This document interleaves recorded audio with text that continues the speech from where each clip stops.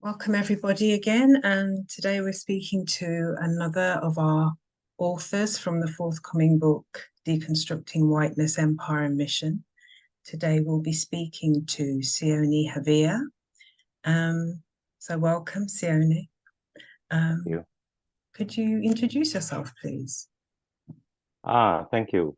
First, go who I tap with Obe, who tap what the modolo me a mic for how I use my native language just to pay my respects to you, Carol, and to everyone who would have the courage to listen to this conversation. I'm a migrant to this land, the land of the Wurundjeri people, the indigenous first people of Nam that the British renamed as Melbourne. So in this cluster of islands in now known as Australia. But I was born and raised in Tonga, and I'm a pastor, Methodist pastor. And I spend most of my energy these days looking after or running behind or chasing a 9-year-old daughter who is getting too energetic for the parents. So I locate myself in the church. I do some work in research and some teaching in Aotearoa, New Zealand, as well as here in Australia and in the islands in Tonga and other places as well. So I think that will give people an idea of who I am. Thank you. Thanks. So could you briefly describe what your chapter's about? I just saw that the title is Stolen Myth. And I think there are many things. I just now realized that I try to do many things in 4,000 words. But I think the three main drives of this reflection, number one is to invite and encourage people from outside of our world to think as if they are natives, to think about this subject of racism and whiteness as if, but not to think as what white people want us to think, but think as if we are natives. Why native? Because when the missionaries came, native used to be a derogatory label for our people. Yeah, it's a demeaning, degrading label, but we have reaffirmed and reclaim it as something that is that speaks to us in our terms rather than in the missionaries terms. So the first thing is to reclaim native, invite people to think as native. That's, for me, it's obvious that this concern for whiteness is a part of the white project. It's not something that comes from our world. It's something that Professors Reddie and Maluleke have been struggling with. Why should we Black, colored, migrant, minority people talk about whiteness and Blackness? Whose interests do we serve? It feels like we are still serving the white folk. When we talk about whiteness, the problems with whiteness, the pride of the Black folk and the migrant folk. So talking about that's the first thing. It's not as strong as I wanted it to be, that we need to think as native and to speak in our own terms. So that's the second element. For us, we don't have a term for white as in whiteness that this whiteness project wants us to talk about. When we talk about white, it's about the color of the mats, the weavings that we do. And we use a particular clay to make it white. So we talk about white in terms of the way that the waves break, and then you have that foam and the sprinkles. That's what white is. So white for us is something that is local. Whiteness that comes from this project is something that is foreign, that has come from white land, white context. So the second element is to introduce people to our terms. And our term is Pālangi. Pālangi, Langi in Pālangi, that Langi is about the sky. So what has happened is that the missionaries came and used the label Pālangi. And the natives thought, oh, this is a Langi kind of people. And then they pay respect to them because they are Langi, they are sky. Our world is in four kind of spheres: the Fonua, Fenua, the land; the Moana, the sea; Langi, the sky; and then Pulotu, the underworld. So what has happened is that, and this is the third element that I wanted to present, is that the missionaries, the white missionaries, there are some brown missionaries in our part of the world, but the white missionaries have stolen our language using Langi for themselves. And that's why the title for this reflection is Stolen Myths. They have stolen our values, our respect for Langi. It has become our respect for the Pālangi, and they are the missionaries because they come as if they are people of the sky. So those are the kind of three drives that I had in these 4,000 words. I know it feels like I should be writing 3 different chapters on each of them, but I've squeezed these concerns into this particular chapter. So hopefully readers will have the patience to pause and try to think as if they are native and see what will happen there. So I think you've partly answered already, but what made you take this approach to your chapter? Because I'm tired of us playing to the tune of the white folk. Yeah, they want us to, I mean, they call us indigenous people. Even that label, indigeneity, is a white project. And we tend to do things because I know there's something about the publisher and all of that argument. But from our side of the world, or at least, let me try that again. From my understanding of the native frame of the native world views, it's time that we speak in our own term. Yeah, we do things in our own term rather than the terms of that come from the West. Now, I know Carol and Anthony. I mean, colleagues, that we are comrades in this struggle, and I respect you. But it's still a foreign thing from our side of the world. So I wanted to do it as a way of asserting the native worldview, but also pushing back at what is coming from, to borrow Anthony's language, from the belly of the empire. I know that Anthony, and I've come to know some of your work, Carol. This is not how you present yourself, but that's how it is received from our side. So it's a bit of asserting and a bit of pushing back. And in this case, I'm pushing back against, I'm pushing back to colleagues and comrades and friends. So, and I'm asking and expecting your understanding in this pushback side. Pushback side, not push back side, but thank you, Carol.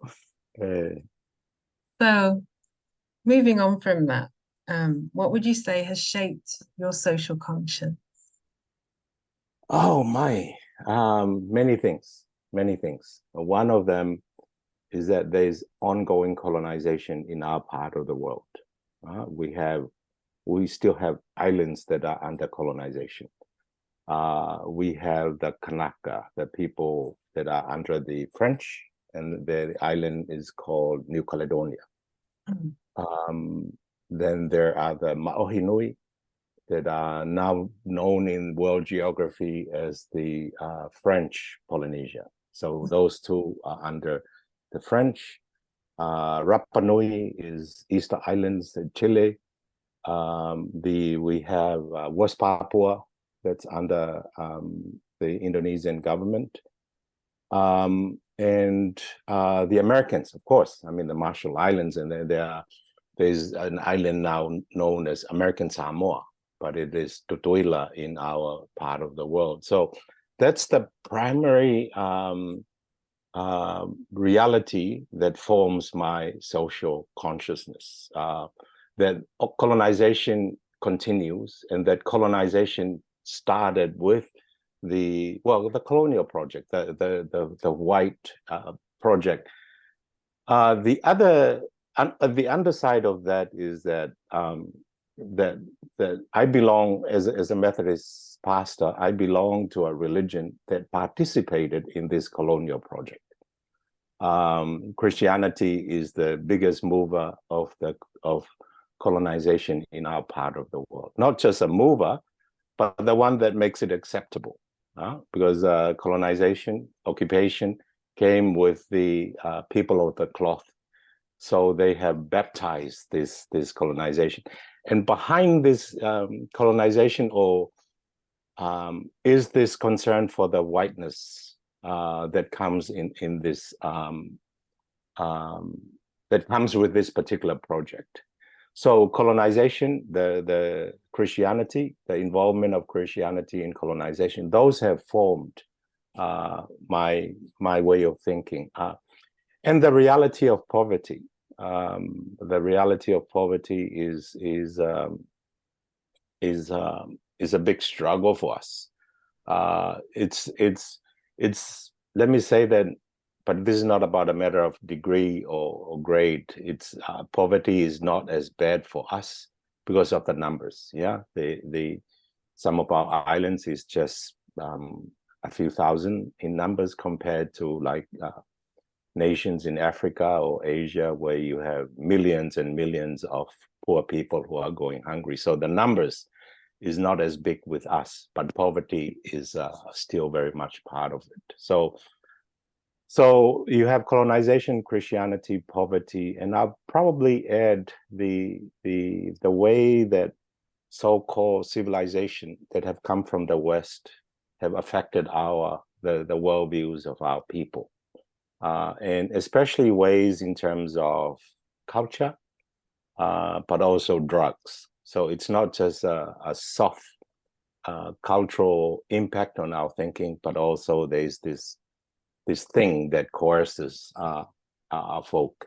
And because of these impacts on our people, that's why I have come in this particular way of thinking. But maybe I should also emphasize that I'm not this there's a label that Sugiyata Raja calls, I'm not a nativist kind of native. Yeah, nativist in the sense of I'm the native that I know what is right for our people. That's not my consciousness is about that. It's not about claiming that, this is the traditional way of doing things, of thinking. It's nativist in the sense that I'm as the missionaries call our people the natives, savages, and so forth, pagans, and so forth. I'm following in this native thing because the natives are suffering in our part of the world. So that's a very long answer to something that needs to be longer. But yeah, thank you. So what do you think are the biggest challenges to church and wider society in terms of creating frameworks for social justice? That's a big question. Oof. Yeah, that's a huge question. And maybe in light of this project, the biggest challenge is, something that when Anthony first visited us here in Australia a few years back, the biggest challenge is this myth of whiteness. Myth in terms of thinking that whiteness is has that much that control. Yeah, and that's part of why I have taken the native approach, is just to show that this whiteness actually doesn't have the kind of control that it has over our people. So the myth of whiteness for me is the biggest challenge, and this can, and it's like it's like a tree. I mean, I have some huge trees behind me with many branches. Yeah, the myth of whiteness has many branches, and the challenge is to be able to address this I don't know what the word would be, but the manufacturing of this myth in different branches throughout society, throughout the church, and so forth. So it feels like, you know, what reggae people call this shitstem, yeah? This myth of this Babylon, this shitstem is the biggest challenge. And alongside this myth of whiteness is this capitalist arm, this control that so the myth is more on the ideological level. The capitalist challenge is like on the ground. So we may talk about, oh, we are relational people, we are islanders, we are all of that, but we are still trapped in the capitalist system. So those, maybe it's not that one is more challenging than the other, but these two elements, whiteness and capitalism, are the biggest struggles. And I know some of our colleagues there, Peter, for example, tries to struggle with both whiteness as well as capitalism, and how our churches, how churches are beneficiaries of this capitalist system and the myth of whiteness that came with the colonial project, but also, yeah, protectors of both whiteness and capitalism. So this is a very no, it's a sophisticated but sensitive relation that we need to dismantle. But then whether we will be able to successfully dismantle this, I'm not sure. But it's something that we should need to rethink, because in the end of the day, I can take my whole native thing and you know, toot the horns of the natives, but it's not good. We can't live in a world outside of the world that is being funded and by capitalism and so forth. So a simple, to use a simple illustration, in our part of the world, when donors come, they come in the name of, you know, just like when the missionaries came, doing something that's good for our people. So that's the one that they present, but then they end up controlling the agenda. Yeah, so that's where this manifestation of both whiteness and capitalism in the thing about donorship, which should be helpful, but it buys our minds and our votes at the UN and all of those big organizations. So it's a little tricky, but it's tricky in a good way, let me say. And if we are able to bring, okay, I'm not the only native who is doing this kind of work. You know, this is my version of what it means to be native. There are other natives. If the more natives that we bring and listen to these different voices, then the easier I think that we can name the challenges as well as find ways to engage with them. Now, that's a very huge question, Carol. But hopefully this will get things moving, at least from our side of the world. Thank you. So finally, what do you hope people will take away from reading your chapter? They can take whatever they want to take. They can, but at least this one thing, natives have a mind. Yeah, let's and if my native mind doesn't work, that's fine, but don't reject all natives, because that's where things started when the missionaries and the colonialists came and said, oh, those savages, Yeah, and they called us native as if we are people with empty heads. At least, okay, just take whatever you want to take. But if you are looking for something to take, then please pay some respect to natives. Native minds, native world, native worldviews. Yeah, if that's something that they can take away, I really appreciate it. Thank you. Well, that brings us to the end. So thank you so much. It's been really good to hear your perspectives, and I think it's really important to hear your perspectives as well. And I do hope that people will take something from reading your chapter when the book comes out. But thank you for your time today. Thank you. And please pass on my greetings to your colleagues. Thank you. Thank you.